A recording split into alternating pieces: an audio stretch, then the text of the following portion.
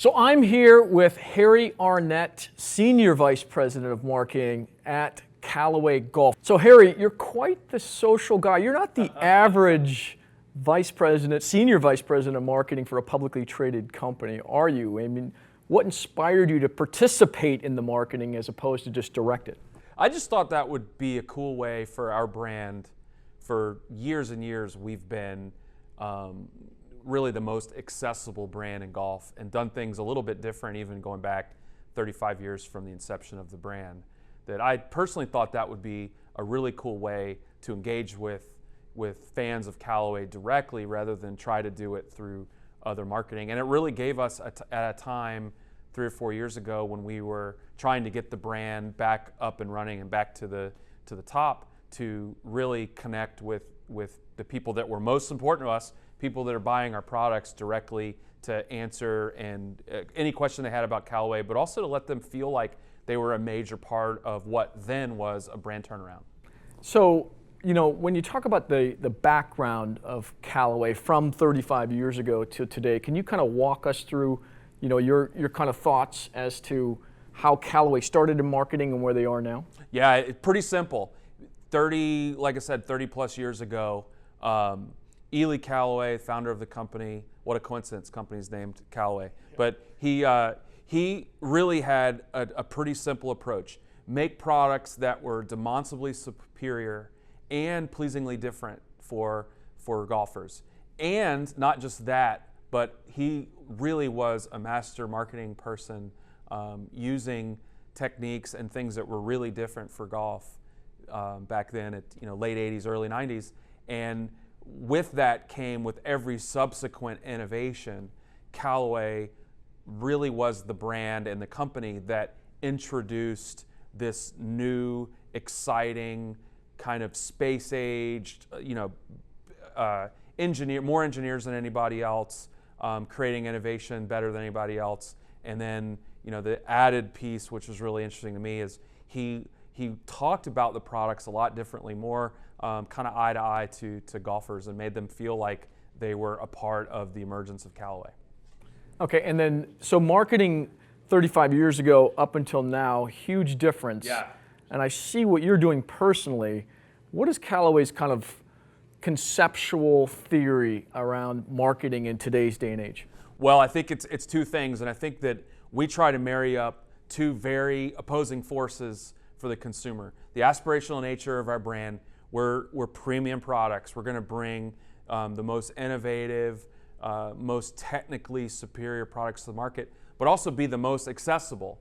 We want to be a brand that not only is about this great performance that we're bringing to you, but also be a brand that you could connect with directly and consistently and engage with constantly on any media platform that you're on. So on any medium, at any point in time, you're not having to go through another avenue to learn about Callaway.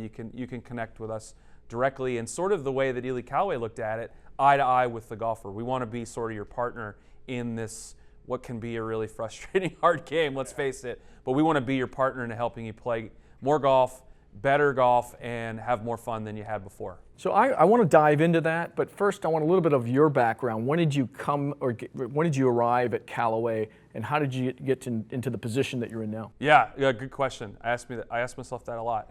I've been here 4 years, and our CEO, Chip Brewer, began here in April 2012 or late March 2012, and I came in May 2012.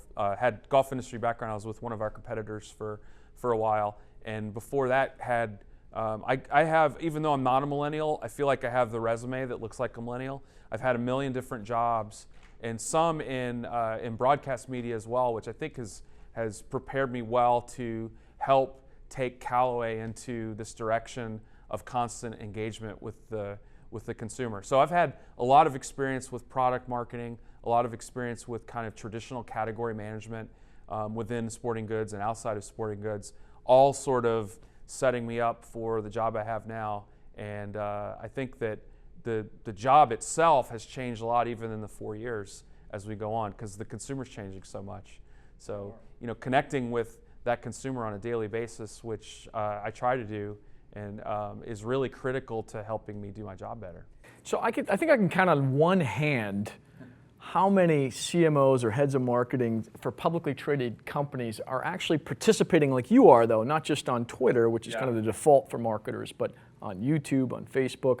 Tell us a little bit about what you're doing at a high level on those social channels. Yeah, well, we wanted to behave more like what people would expect from a media company, and we really recognize that consumers now, especially younger consumers. Now we're in an older category where our consumer tends to skew a little bit older than some of the other sporting goods or even passion industry categories do.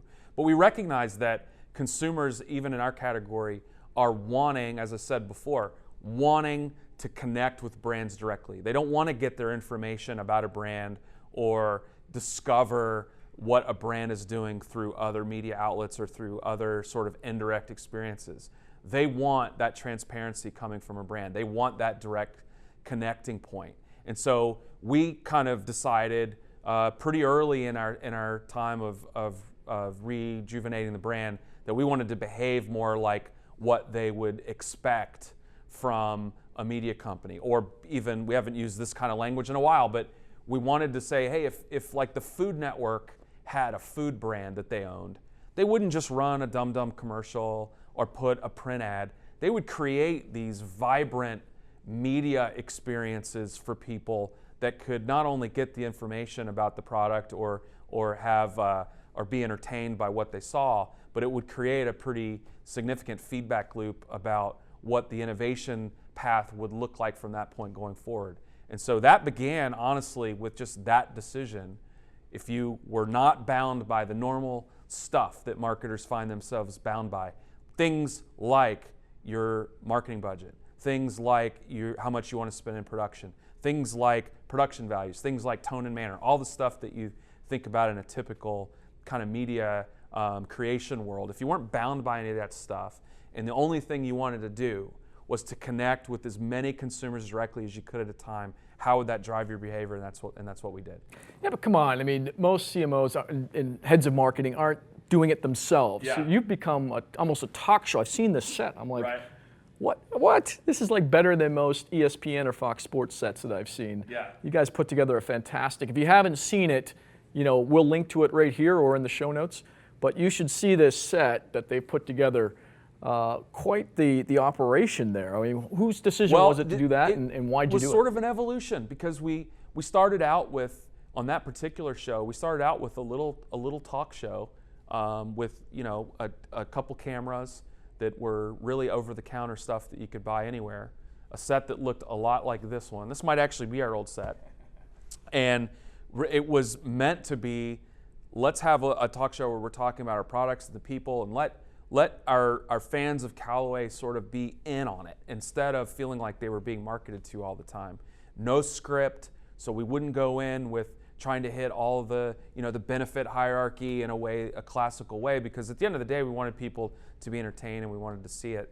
And from there, as we started to build capabilities and we started to grow an audience, we realized there was an opportunity for us to kind of elevate our content approach and do something that people, and I'm glad to hear you say that people would associate or could compare to people that kind of legitimately do it for business or do it for a living, which is create interesting, compelling, and we feel valuable content to fans of Callaway and fans of golf that wasn't in the zone of necessarily feeling like we were over commercializing or selling to them directly. But you're running the show, right? Yeah. I mean, so are you the new prototypical head of marketing for publicly traded companies? I don't know, maybe so. It does take a lot of work and a lot of commitment, and you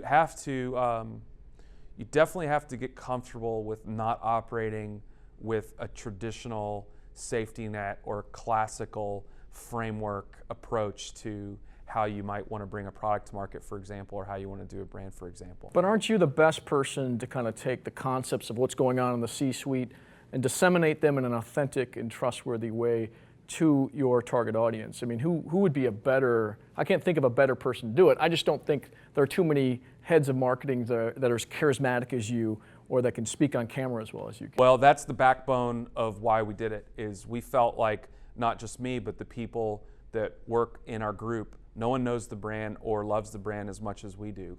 And we wanted to be the ones to be able to tell that story instead of really feeling like we were outsourcing the engagement and connectivity to an outside agency or even to one of our media partners. We wanted to be able to at least have the ability to do that directly whenever we could. And that's, to me, that's my biggest job, is sort of setting the tone for that. So if you're speaking to a room of marketers, and I'm sure you have, what are you telling them about today and in the future? What do you do? If you were going to somehow be their guru, maybe you are, I don't know. But no, I'm not. What would you tell them today? Yeah, I think the main thing is get going. And you can overthink this, I think, more than is necessary, because speed is so important. Risk-taking is so important. And at the end of the day, if you're transparent with your consumers, they're going to give you a lot of rope and a lot of leeway to explore different paths with them on how you want to engage with them on your brand. And at the end of the day, if a consumer feels like they're as much of your brand as the people that work for your brand, that's really what we're all aspiring to get to. Is this, and this will sound a little cliched, but this relationship with consumers where we are all feeling like we are responsible for the growth of our brand and the enjoyment of our products. So two of the objections I hear frequently come up. One is, oh, you turn on the lights, you turn on the cameras, and you're going to embarrass us, or something embarrassing is going to be said, or something like that. How'd you overcome that? And then I got a follow-up question. Yeah, well, that took a little bit of discipline. That's where the safety net comes in that I was talking about. There's not a safety net there. So obviously we take a look at everything that we do to make sure we're not saying stuff that is going to get the brand in trouble. But I also like that aspect of it for the Callaway brand, is we're not so packaged, and we're not exactly what you would expect Madison Avenue would tell you what a golf brand should be. We're unscripted, as I said before, and a little bit more freewheeling. And I think that where that's our way of really engaging with the fans of Callaway and golfers in an authentic way is speaking sort of in the vernacular of golfers and not being afraid to make mistakes, make fun of ourselves, do it a little bit tongue-in-cheek, because let's face it, we're not in a category that's life and death. We're not a pharmaceutical, or we're not financial services. We're in a game, we're in a passion sport category where so much of people's participation is as an escape mechanism from all the stuff that literally is life and death. So we wanted that to be a major part of the brand, and it is definitely a lot different from probably a lot of our backgrounds would have suggested to this point, where things are very heavily organized and heavily planned out months and months and months and months in advance. But everybody in every category knows all that planning goes out the window as soon as there's some shift or pivot in consumer choice, which happens in our sport all the time. So we just want to be flexible enough to be able to communicate and engage with consumers kind of daily. And the second objection I hear a lot is, there's not easy to determine ROI, or it's not a direct ROI. Now, we say, yeah, there can be. I mean, if you set it up correctly and you make sure you can measure it correctly. But do you hear that at all when you first started out? Do you hear it now? What's kind of the philosophy at Callaway for ROI and some of the activities that the unconventional, let's face it, activities that you're doing here? Yeah, definitely. And I think that at the beginning there was a lot of those questions. I wouldn't say concerns, but more questions. How does this really ladder up to our income statement, frankly, and what is the true return on this investment? And I think the way that we've done it satisfied that, because we were doing a lot of it ourselves. So we were sort of operating like the high school AV club a little bit. We were the ones doing our own editing. We were the ones doing our own shooting. We were the ones, obviously, you mentioned that I'm in a lot of our content. I can promise you Callaway's not paying me double to be in all of our content, so I'm not paid talent. But we decided, let's feature that. Let's let the fans know that we're doing a lot of this stuff ourselves. And we thought two things. Number one, we still want to be excellent and best in class in what I'll try not to use the word traditional, activities that we do, but we still want to be best in class in that. But as we start to emerge into more of this digital content landscape, we want to be able to do things in a way that won't be that'll be affordable. And I think that my boss, our CEO, talked about when he was in graduate school, some professor talked about the monkey rule of business, which I always love this, which is if you're gonna swing to another branch, make sure you're holding firmly onto the branch you're gonna leave. And so that's kind of where we are now as we transition into what to me will be a world of vibrant digital engagement with consumers, primarily driven by mobile connectivity. That we're still grounded in the fundamental of how is a consumer going to choose to buy our product at the point of sale, and that's true for not just in the .com world or supporting our omni-channel partners, but literally kind of in the old bricks and mortar, which most of golf is sold in golf stores. But we're going to be best in class there as well, and so. It's a little bit of a leap of faith as we went into that, but we also thought that at worst, it would be a really cool brand experience for people with Callaway to see us differently behaving in this kind of multimedia expression. Okay, so I'm going to take it to the extreme now. If I look at Red Bull, right, being the top of let's just face it, the brand that's producing more media and content than any other brand that I'm aware of. I mean, there might be some competitors out there, but they have good reason to. There's a lot of great content that they have. So if Red Bull is a 10, where is Callaway now in terms of getting there, or maybe they don't want to get there, and where do you want to go in terms of, if Red Bull is the top of the... We're a 10. Come on, give us a 10. No, I mean, Red Bull's the best, and I think that the category is so different than ours because our category really is still defined primarily by the differentiation that exists between products. So, and Red Bull would kill me for saying this, so I apologize to Red Bull. You guys know they're a big partner of ours, but they're trying to create a branded experience that keeps their brand top of mind all the time and get people out of thinking of them as just a traditional beverage company. They want to be, seen as more of an experiential brand, I suppose. Are they even a beverage company anymore? To me, they're not. I mean, I'm a big fan of the brand without even really being a consumer of their products.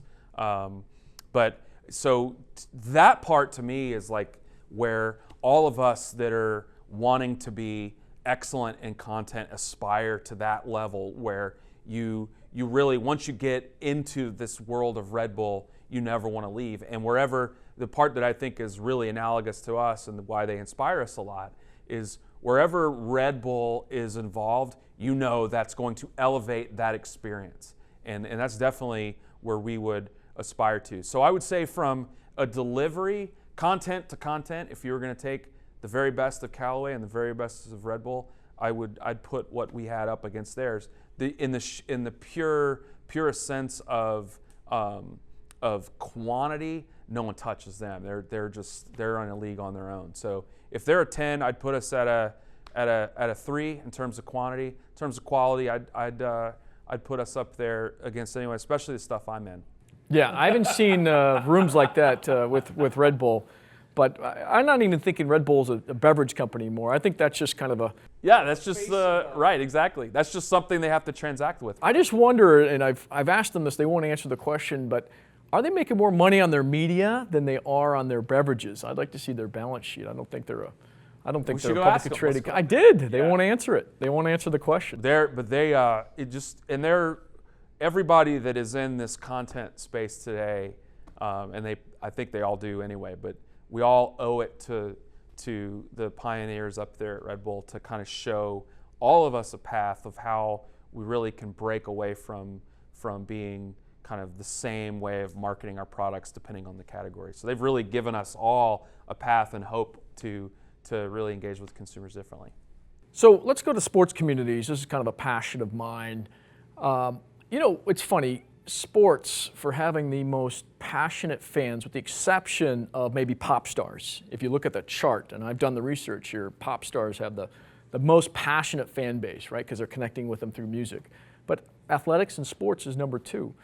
Yet I see brands that are like generic brands that have bigger and more engaged communities than teams or sports companies, because they're not nurturing or creating communities. And there's all sorts of gamified communities that are out there. What's kind of your thoughts on just creating a sports community or creating community around a sports team? Do you have any thoughts as to that? To me, it's very similar to what I was saying about for Callaway is creating a direct path for the fans to engage and have an individual sort of personal relationship with that team is really critical. And to me, the teams that are able to do that are able to look at themselves not just as our product is what's happening on the field on a Sunday, if you're an NFL team, or 162 times a year if you're a baseball team, but 24/7, 12 months a year, that the best place to find out about the San Diego Padres, for example, is going to be through the Padres, not through ESPN, not through your local media, but through the Padres. And all of the service, I'm just using them as an example because they're in our backyard and we like those folks, but no matter what team it is, the things that fans are interested in, and that is a segmentation in and of itself, because all fans are not alike. So let's take 40,000 people in a stadium, however you want to segment that. The things they're interested in, not just on game day, but 24/7 about the team, are as varied and complex as any category that any of us would be in. And providing the experience and the resources for that fan directly, that's how they're going to build fan bases that are way, way, way beyond what they would think of as either inside their local market or even in kind of a season ticket holder or a ticket base, to me. And you're starting to see that from the very best teams, where they're doing their own video content now, but they're even breaking their own stories that aren't even as positive about the teams that they're covering, or their own internal entities, building trust with fans. That's where I want to go. My information. I see Players Tribune doing it. I haven't seen a lot of teams doing it. Yeah, the very best teams are talking about some of the things that are happening inside the locker room. Now, there are some things that are inside the locker room that should stay in the locker room, and I think the teams understand that. But to really build sort of that relationship, to me, with your fans is it's a two-way street, and transparency. If they sniff out that you're trying to pull something over on them, or that you're not doing what's right by the fan, I think that's when you lose them, and typically you lose them forever. I talk to college teams, I talk to professional teams, and right now it's kind of an email relationship or a social relationship on Twitter and all the other platforms, but it's not like they're bringing them into the, kind of a closed, ultra super fan community that's online, and they're interacting with those fans, their super fans, to make them feel special, to have them do things for them. I don't see that happening, but I do see brands outside the sports community with, let's face it, less passionate people about Tide or... Right. So why do you think those teams, and I'll even include some golfers, I think golfers should be doing it too, building communities, because when they have a long, some of them will play for years, but when they're out of the sport or not as good to play in the sport, they still have a community of people they can go to get things done, or to buy their products that they're selling or what have you. Why do you think sports has fallen behind when they have the most passionate fan base out there? I think that they've outsourced a lot of that to the media properties that cover them. Yeah, and Bleacher Report, ESPN. Absolutely.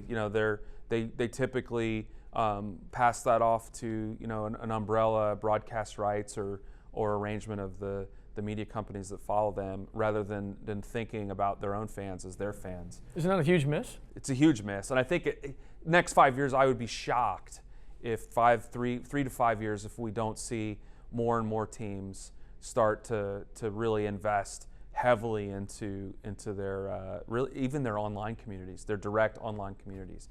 But it's tough because you have to open that up to people being honest with you.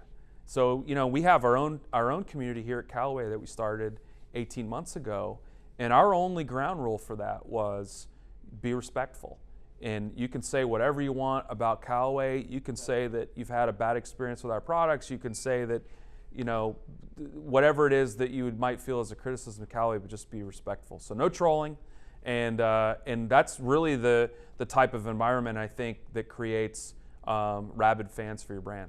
Is this online somewhere on a forum? Yeah, right there. It's right there on our website. It's a major part of CallawayGolf.com is our community, and what we're starting to do also, which I think is really cool for not just us but for the people on the communities, we're starting to take a lot of the engagement that happens in that community and export it into some of our other marketing material with product feedback or reviews of product that we put into some of our traditional media. So it's all becoming this pretty symbiotic sphere.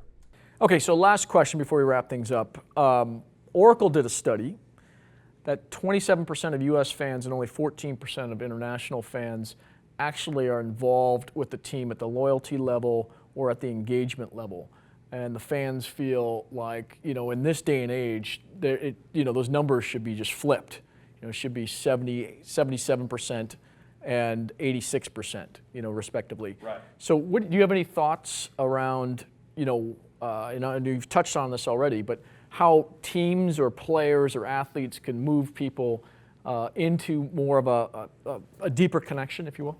I think it's just, it's sort of call and response. So, the more that teams, athletes, brands can make a major part of their sort of DNA or values to respond to every single consumer or fan out there and turn those sort of passive fans into active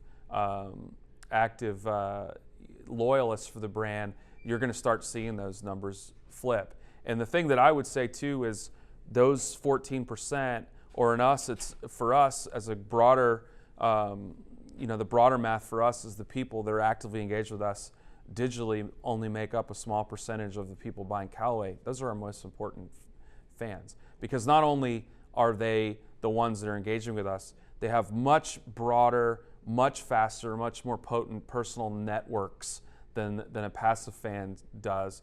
And they're the ones that take a responsibility to help us grow this brand. So that 5 to 10 to 12% may be a very silent or a very small minority, but they're far from silent. They are the most passionate, avid fans we have. And you can build a business on those, just on the 12%. I don't know if it's true in golf, but in football and baseball, it's frowned upon to interact with fans too much, because you could get yourself into trouble. In fact, you saw, I'm sure, the NFL draft where that lineman, I don't remember who his name is, but he was inhaling, that you shouldn't do that on camera ever, no matter what. But unless you're in the action sports world or something, maybe. But then that's a totally different reaction. But in terms of them being on social media, a lot of times it's frowned upon, and I'm like, you got to be kidding. We're still in this sort of 2009 view of the world, and it still seems to be true in sports. I don't see it in any other industry that we focus on. Yeah, I'm sort of the opposite. I think it humanizes. Yeah, it did cost him a lot of money. It did. It could cost him a lot of money, and I'm sure Ole Miss wasn't too pleased with it. But it's to me, it's an inevitability, especially when you look at, these are extreme examples, but when an athlete like a Cristiano Ronaldo can have 50 million followers, that's an audience that entire leagues don't have. So TV doesn't. Yeah, so he's an athlete like that really transcend the sport itself. And I know there are not a lot of those out there, but you can certainly start to think of teams aggregating their collective voices. But I also think that's a major part of what teams are investing into now and should is training these athletes to not be scared of connecting with their fans, but what are good ground rules to create, what are the boundaries they want to set up for those. They should be building them up, as far as I'm concerned. If you've got that kind of reach like Ronaldo does, how easy is it for him to sell tickets? Yeah. I remember when Ashton Kutcher, and I can't remember if it was 2011, 2012, he passed the 1 million follower mark on Twitter. which is the worst place if you're in social media to try to convert people to buyers, but the best place to connect with your fans and audience. He crossed 1 million, and everyone's like, wow, 1 million. Well, guess what? Ronaldo on Facebook, I think, is 125 million followers. Are you kidding me? So if you were promoting your team or your golfer to increase their social media following, you'll sell more sponsorship products. You'll sell tickets. You'll sell whatever it is that you want to sell through these people if it's done in an authentic and trustful way. And I just can't understand the mentality of sports teams and sponsors that aren't helping those athletes do that. And not only that, but the ones that they find that are on their roster that are really good at engaging with fans, they're going to grow their audience and help the team either irrespective of sort of their on-the-field performance. So, and you see that a lot out there in kind of at least in the social media world of athletes that aren't necessarily the all-stars all the time, that are really good in social media. In our sport, even before he became world class or top 10 player, you'd see players like Ricky Fowler, who before he even became a top 10 player was really good at engaging with fans, hundreds of thousands of followers. And then as he started to back that up with his on-course performance, he started to transcend the sport as well, beyond even what he could do on the golf course. And there are a few examples of that in golf, and a lot of examples of that in sports abroad, at large. Yeah, and I think female, some of the sports that don't have that are just female, the WNBA, soccer, all that could benefit from bringing in their fans by elevating the players on social media. And I think that would help, kind of the female sports and getting more recognition and more support and more loyalty around what they're doing. No question, and give them a clear point of differentiation from the male sports, which really, I would say, don't get high marks as a rule across the board. Harry, it's been an absolute pleasure. Thanks for being on the show. Really appreciate it. Yeah, thanks for having me. I'm right here at home, so thanks for coming by. Thanks.